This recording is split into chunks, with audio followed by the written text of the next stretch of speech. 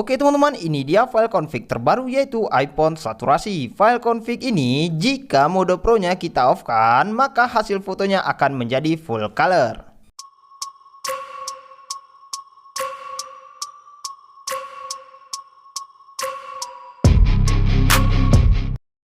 Dan jika mode Pro-nya kita aktifkan, hasilnya akan menjadi natural.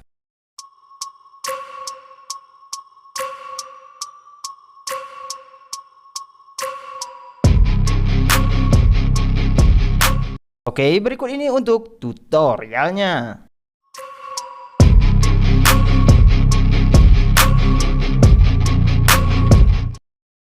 Oke teman-teman, kali ini kita akan coba mereview config terbaru untuk Gcam LMC 8.4. Di sini saya sudah menginstal aplikasi Gcam-nya ya teman-teman, ikonnya seperti ini. Dan untuk kalian yang ingin mendownloadnya, linknya ada di deskripsi video ini. Dan bila kalian klik linknya, tampilannya seperti ini. Di sini saya menggunakan versi yang saya tandai ini teman-teman. Untuk kalian pengguna Samsung, kalian bisa menggunakan versi Scan 3D. Dan untuk kalian pengguna Oppo dan Realme, kalian bisa menggunakan versi AWM. Oke, di sini juga sudah ada aplikasi kamera HW teman-teman. Yang ini fungsi aplikasi ini untuk mengetahui ID pada perangkat kita dan kita bisa menggunakan lensa ultrawide pada Gcam-nya.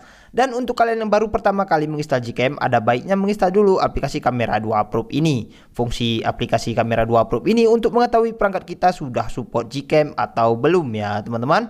Nah, misalnya seperti ini, kita buka aplikasinya.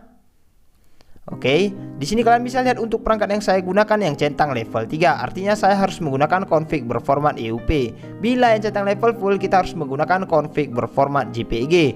Dan bila yang centang limited eksternal dan yang lainnya, itu artinya perangkat yang kita gunakan tidak support pada Gcam ya teman-teman. Oke, jika sudah, di sini langsung kita buka aplikasi Gcam-nya. Jika tampilan seperti ini, langsung kita klik izinkan sampai dan selesai. Nah, jika sudah selesai, ini sudah di dalam aplikasi Gcam-nya teman-teman, tapi ini belum kita pasangi config. Nah, untuk tutorial cara pemasangan config-nya, di sini kita pergi ke more setting terlebih dahulu. Lalu di sini kita klik saja nanti opsi config setting.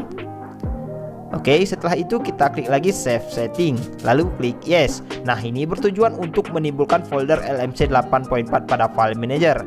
Oke, sekarang kita cek file manager. Untuk file manager di sini saya menggunakan aplikasi ZA Saver ini ya, teman-teman. Oke, kita buka aplikasinya. Nah, di sini kita cari folder LMC 8.4 pada file manajernya.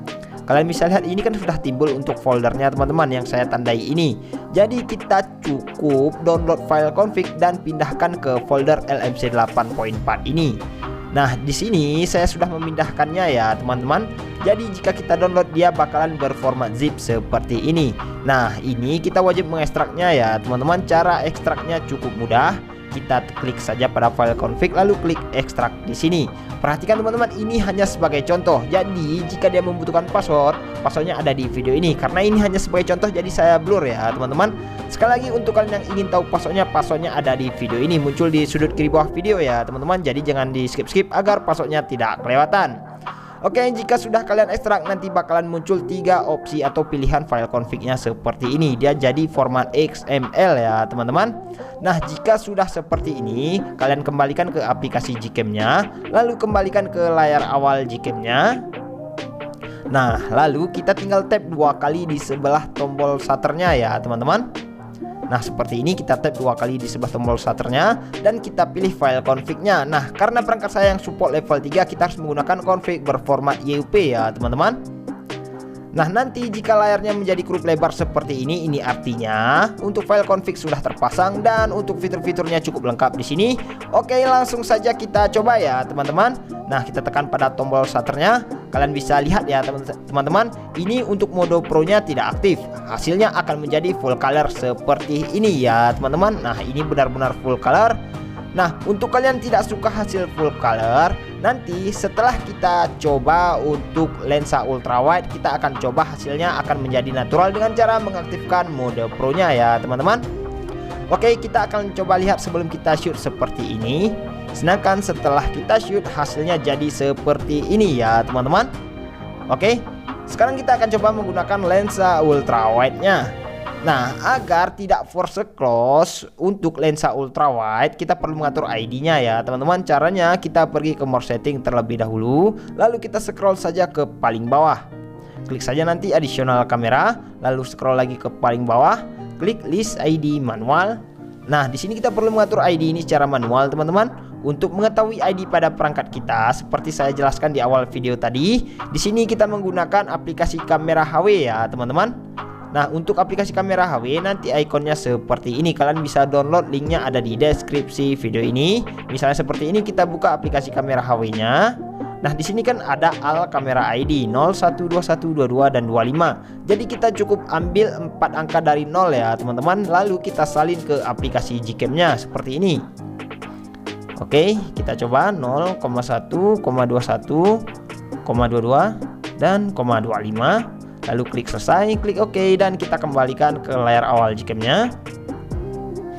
Nah, jika sudah seperti ini, di atas ini kan ada mode lensa ultrawide dan tele. Kita klik pada lensa ultrawide-nya. Nah, nanti previewnya jadi cembung seperti ini. Ini yang aktif lensa ultrawide ya, teman-teman. Oke, kita coba bagaimana hasilnya untuk lensa ultrawide-nya.